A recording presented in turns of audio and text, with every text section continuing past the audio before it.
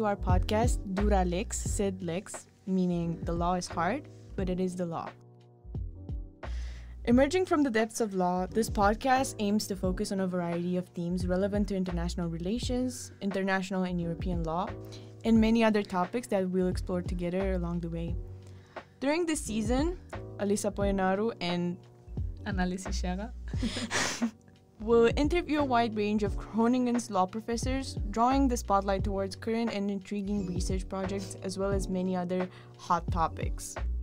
So season 1 will primarily focus on diverse areas of law. So we'll dive together into the world of law with Dura Lex Sed Lex.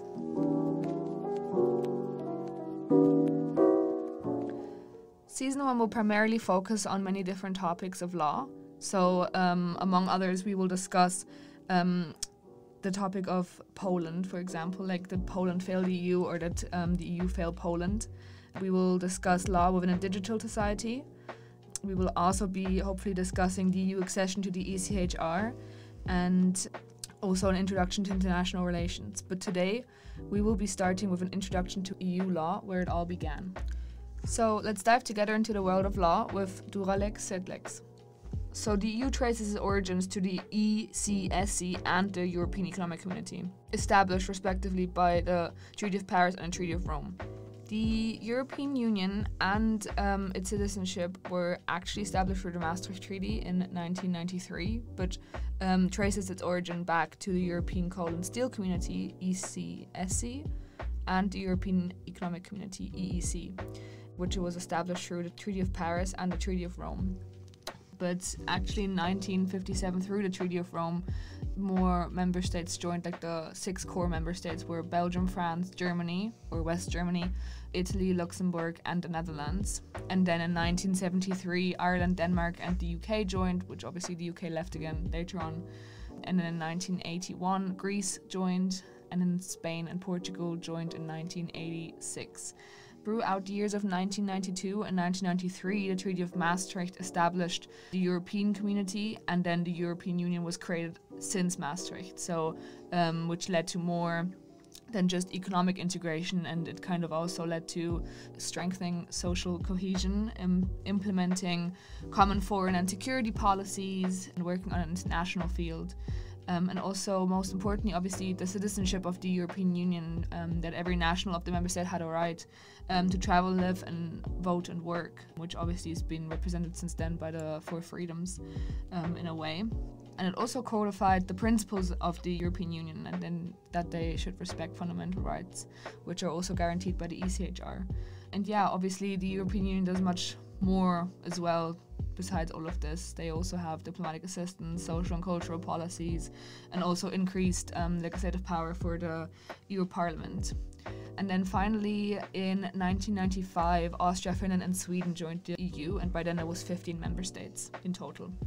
Starting with the Treaty of Amsterdam, which was signed in 1999, the EU developed a series of other additional features like enhanced cooperation. It was founded on respect for human rights, democracy, and the rule of law. The European Parliament's powers were further augmented. It promoted a high level of employment and many other changes. So basically now we have the Treaty of Lisbon, which is the latest treaty that has been signed. But until then, we also had the Treaty of Amsterdam and the Treaty of Maastricht and the Treaty of Nice. And throughout the years 1995 and 2013, a lot of member states joined, making it 27 member states now since Brexit, namely Cyprus, Czech Republic, Estonia, Hungary, Latvia, Lithuania, Malta, Poland, Slovakia, Slovenia, Bulgaria, Romania, and lastly, its newest member, Croatia. But obviously, Brexit happened in 2016. Well, actually, the referendum was in 2016, so yeah, 2020-ish. Yeah, early 2020. Yeah, true. Yeah. So, RIP. No. That's the wrong one. Okay. So let's talk about direct effect and supremacy. These are 2 of the most important and fundamental principles of EU law, and they were established within the 2 cases of Van Gent and Loos and Costa BNL. where Van Genden Loos laid down direct effect and Costa BNL established supremacy of EU law over national law. Okay, so let's get started with the first case, Van Genden Loos. It's a Dutch case about a postal and transportation company which imported goods from West Germany to the Netherlands. If you manage to spot the Van Genden Loos sign in Groningen at the Vismarkt, you should really tag us in it, and maybe you'll get a repost, who knows. So our Instagram is Dura Lex Sed Lex pod, one word, Dura Lex Sed Lex pod. What happened in this case is that the Dutch authorities imposed a tariff on the import of goods from West Germany to the Netherlands. So the Van Genden Loos company objected to the customs tariff, as the provision, which is now Article 30 TFEU, states that there should be no custom tariffs between member states of the then economic community. The Dutch authorities made a request for preliminary ruling to the European Court of Justice, asking whether the European articles conferred rights on nationals and therefore could be enforced in national courts. This established the direct effect of EU law. So, stemming from Van Genden Loos, direct effect means that rights are directly enforceable by individuals before national courts, and thus guaranteeing their rights. So, in order for this to apply, the treaty provision in question needs to be clear and unconditional, not have any reservations, and cannot have any legislative interpretation necessary.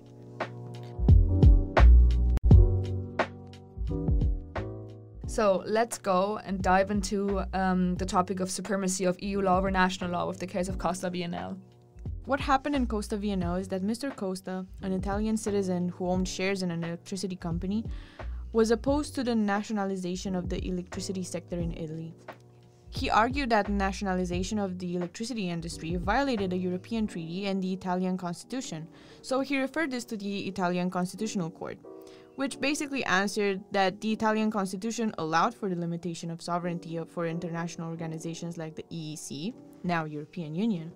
It also provided that, according to the lex posterior rule, when two statutes conflict, the subsequent one prevails. Therefore, the electricity nationalization law prevailed as it was enacted later than the European treaty. So within Costa BNL, the question which was posed before the court was if a more recent piece of national legislation can actually prevail over an older community law provision. So would lex posterior apply? So before 1964, the view prevailed, especially within the member states, that the rank of community law within the member states' legal orders very much depended on the rules of national law. So in Costa BNL, the Court of Justice ruled that community law will always prevail over national law, which is nowadays referred to as the principle of supremacy. The EEC treaties, which is now known as the EU treaties, has created its own legal system. So therefore, the treaties enter into force and they become integral parts of the national legal system of the member states. But also, as the treaties enter into force, they become an integral part of not only the national legal system of the member states themselves, but also become an integral part of the whole EU community. So these are obviously very different to ordinary international treaties, as national courts are bound to apply EU treaties in their judgments. And EU law binds both the member states and their nationals, as well as binds the member states to the Union because they confer their sovereignty to the Union.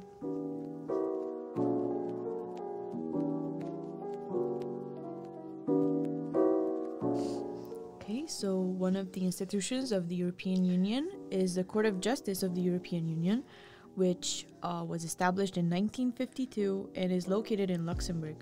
Its role is ensuring that EU law is interpreted and applied in the same manner in all of the member states and ensuring that countries and EU institutions abide by European law. It can settle legal disputes between national governments and EU institutions, and in certain circumstances, it can be used by individuals, companies, or organizations, meaning private parties, to take action against an EU institution if they feel it has somehow infringed upon their rights. Its presiding judges are from each country of the European Union. But what does CJEU mean, Court of Justice of the European Union? No, this is like a rhetorical question. Oh, I thought you were asking me. But what does the CJEU do? What kinds of cases does it settle?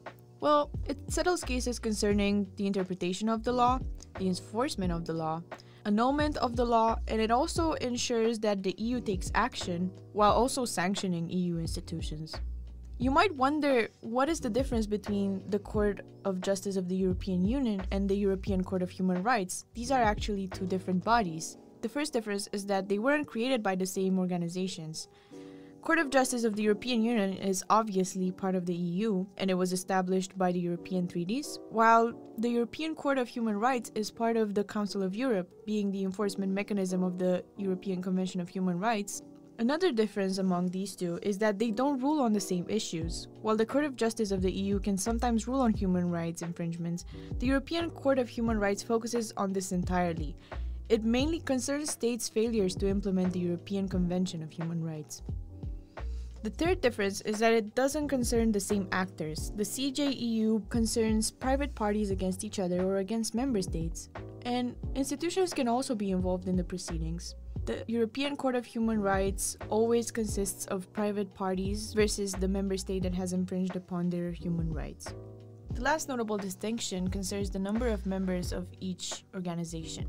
For example, the EU has 27 member states as of now, while the Council of Europe consists of 47 member states, including all of EU and also other states like Russia, Turkey, Moldova, etc. The main reason why there are more member states in the Council of Europe than in the EU is that there are stricter requirements in the EU. Such requirements imply the application of EU treaties, economic requirements, geographical factors also play an important role, upholding human rights, and maybe the most important part of all is giving up state sovereignty, which requires that EU laws are directly applicable and national provisions have to sit aside in cases of conflict. Basically, they're separate entities which perform different yet complementary roles. But what about EU membership and ECHR membership? Accession of individual EU member states to the Council of Europe is a legal obligation according to the EU. Therefore, in order to become a part of the EU, you need to also become a part of the Council of Europe. However, the EU is not part of the Council of Europe in itself. The accession of the entire EU to the European Convention of Human Rights means that the Union will be joining as a separate single entity. This is theoretically required by Article 59, Paragraph 2 of the TEU, one of the treaties establishing the European Union. However, to this date, this still has not happened. When it will be a landmark in European legal history because it will make it possible for EU legislation to be challenged against the ECHR. But you can stay tuned with this because we're hopefully going to have a whole separate episode on EU accession to the ECHR, so stay tuned for that.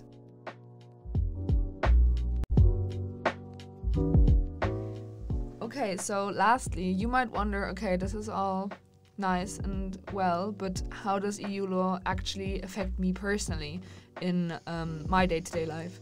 So, interestingly, EU law affects us in many different ways each day. So, for example, we are able to freely travel every single day wherever we want within the Union without needing a permit or a visa or some sort of like residency card. At any given time point. So wherever, like if you ever feel like flying to Italy tomorrow, you can do that without anyone questioning it. You can book your flight and off you go. Moreover, we also have the EHIC card, the European Health Insurance Card, which gives you access to universal free healthcare in emergency situations, which is primarily intended for individuals who are insured through the state of their country of origin. So, for example, if you come from Germany, you can be insured through the state, like publicly insured, and then if you go abroad, you can apply for an EHIC card through your insurance, and it will cover you abroad in any respective member state for any sort of emergency situations. Also, lastly, probably the most important one for me anyway, and most of the people I know, is that import and export costs within the Union don't really exist. So this obviously allows you to buy anything off the internet or through the phone, which obviously nowadays doesn't happen anymore, but you can buy anything on the internet and don't have to pay any import costs for that, besides shipping fees obviously. But it also allows like the free movement of goods. It's a specific law, like a specific provision. Yeah, it's one of the 4 freedoms. Yeah. So, it upholds that, and I think that's pretty cool, to be honest, because whenever you order something from outside of the EU, you're hit with, like, big import costs, and same for export costs as well. It makes it easier for bigger companies within the European Union to, like, sell and import their goods as well. So that's pretty great. But yeah, this was our podcast episode for today. Hopefully this goes online on Sunday the 20th. Yeah, the 20th, right? Yeah. Yeah. Hopefully this goes online this Sunday. So this is our first podcast episode, and we hope that you are going to enjoy it. We're going to hopefully be able to upload weekly or bi-weekly. We haven't really decided that yet, but once we do, we're going to post on our socials or one social media account, which is Instagram, at Dura Lex Sed Lex pod, one word. But yeah, check us out. Hopefully you enjoyed this podcast episode, and give us a rating on Spotify, because I know you can do that now. And yeah, we'll see you next week, hopefully. Yeah, and don't forget, if you ever want to reach out, we have a lot of things coming up. You can comment. Yeah, no, definitely. And if you have any topics that you feel like should be discussed and that we haven't mentioned so far, yeah, any something suggestions that you find interesting, yeah, let us know. Send us a DM or something, and we'll hopefully get back to you soon. Thank you very much.